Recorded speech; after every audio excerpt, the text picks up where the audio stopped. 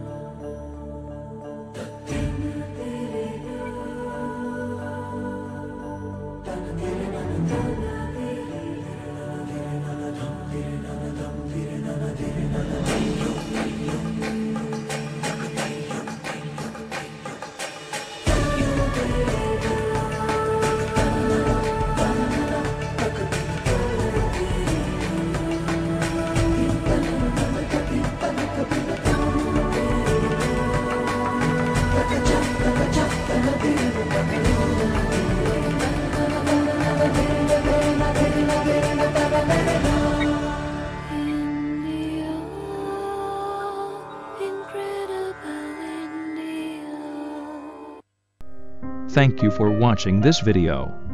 For any query, please visit our website www.forerunnershealthcare.com.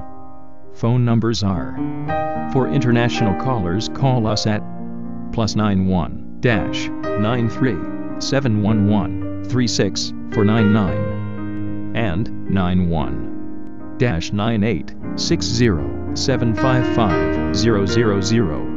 For UK callers, call us at +44 -20 813 2571, and for USA callers, call us at +1 -415 599 2537.